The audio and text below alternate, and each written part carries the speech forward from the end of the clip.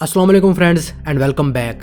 دوستو، بہت کم لوگوں کو معلوم ہوگا کہ ان کے ایک قومی ہیرو کو خاموشی سے 17 دسمبر 1971 کو دلی کے حضرت نظام الدین اولیاء قبرستان میں پورے اعزاز کے ساتھ دفنایا گیا۔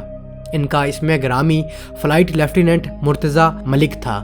انہوں نے دسمبر 1971 کو بھارتی فضائیہ کی امرتسر ایئر بیس تباہ کی اور اس کارروائی میں بری طرح زخمی ہو گئے تھے۔ وہ اپنے جنگی طیارے سے نکل کر جنگی قیدی بن گئے۔ انہیں 17 دسمبر 1971 کو دلی کے فوجی ہسپتال میں داخل کرایا گیا، جہاں وہ زخموں کی تاب نہ لاتے ہوئے جام شہادت نوش کر گئے۔ اس شہید کے دلی میں مدفن ہونے کے بارے میں تفصیلات کرنل ریٹائرڈ اعظم قادری اور گروپ کیپٹن محمد علی کی کتاب پاسبان آسمان سینٹینلز ان دی اسکائی میں درج ہے۔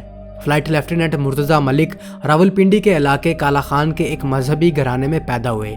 انہوں نے 19 جون 1958 کو پاک فضائیہ میں بطور ایئر کرافٹ ٹیکنیشین شمولیت حاصل کی۔ ہونہار پائلٹ ہونے کی وساطت سے انہوں نے مختلف فلائٹ لائنز میں خدمات سر انجام دی اور غیر معمولی کارکردگی کا مظاہرہ کیا۔ ان دنوں ان میں پاک فضائیہ میں افسر بننے کا جذبہ پیدا ہوا۔ ان کی یہ خواہش جنوری 1963 میں اس وقت پوری ہوئی جب انہیں پاک فضائیہ کی رسال پور اکیڈمی میں آفیسر ٹریننگ کے لیے منتخب کیا گیا۔ تحمل مزاج مرتضیٰ ملک نے دوران تربیت بھرپور کارکردگی کا مظاہرہ کیا اور 2 سال اکیڈمی میں گزارنے کے بعد انہیں 30 جنوری 1966 میں کمیشن ملا اور وہ آپریشنل نیویگیٹر بن گئے۔ مرتضیٰ ملک نے فضائی امور میں بہترین صلاحیتوں کا مظاہرہ کیا اور اپنے ہم عصروں میں بیش بہا ساکھ بنائی۔ اس کتاب کے مصنفین نے انکشاف کیا ہے کہ نومبر 1971 میں جنگ کے آثار نمایاں ہو گئے تو مرتضیٰ ملک اور ان کے جوشیلے معاونین کو میاں والی بھیج دیا گیا۔ جب وہ میاں والی پہنچے تو پاک فضائیہ کے جنگی جہاز متحرک ہو گئے اور بیس کے آپریشن رومز میں مشن کے احکامات جلد ہی صادر ہو گئے۔ جنگ کے ابتدائی مرحلے میں پاک فضائیہ نے بھارتی فضائیہ کی ایئر بیسز پر حملہ کرنے کی منصوبہ سازی کی، جس کا مقصد اس کی مہلک فضائی استعداد پر کاری ضرب لگانا تھا۔ دشمن کے فضائی دفاع کے خوف سے آری پرعزم مرتضیٰ ملک نے اپنے مشنز کی بہتر تیاری کی اور اپنے ساتھیوں کے لیے عزم و حوصلے کا موجب بنے۔ انہوں نے 5 دسمبر 1971 کو اپنے آخری مشن سے پہلے 2 کامیاب جنگی فضائی مشنز میں حصہ لیا۔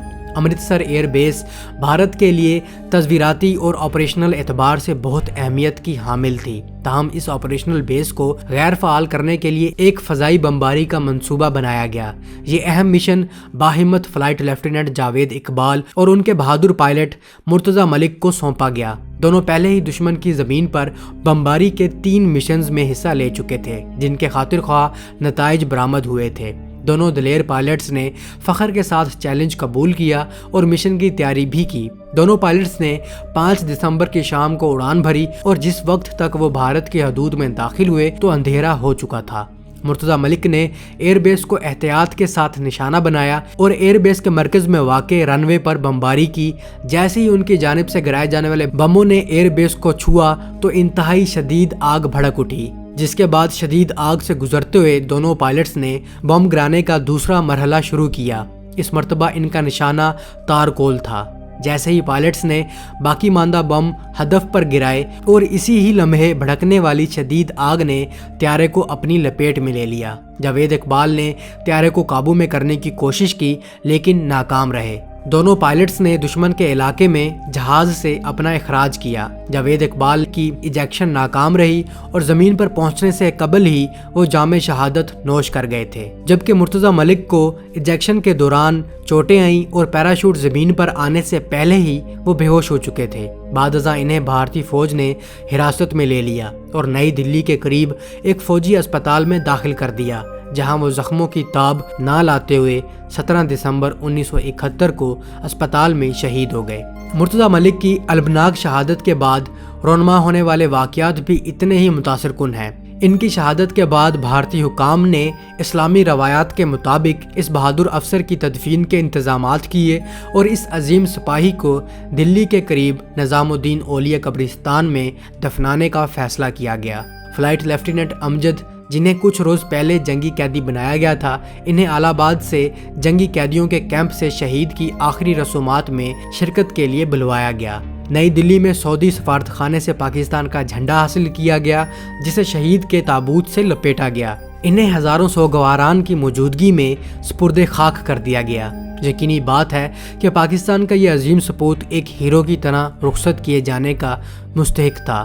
مرتضیٰ کی بیوہ کو پاک فضائیہ کی جانب سے بتایا گیا تھا کہ ان کے شوہر کا جہاز حادثے کا شکار ہو گیا ہے اور انہیں لاپتہ قرار دیا گیا ہے۔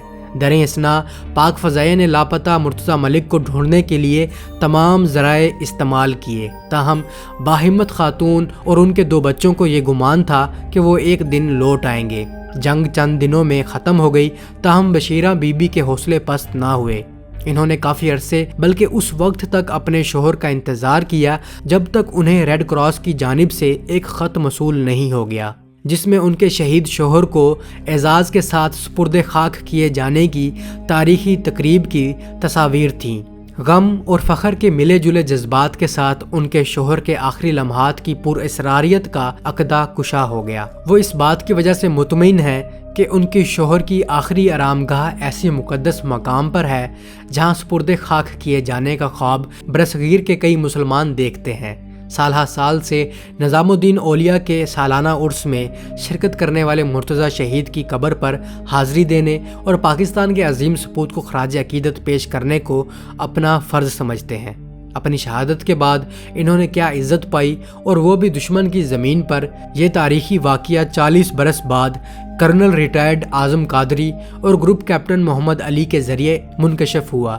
سینٹینلز ان دی اسکائی نامی کتاب پاک فضائیہ کے تقریباً 100 غازیوں اور شہداء کی کہانی سناتی ہے۔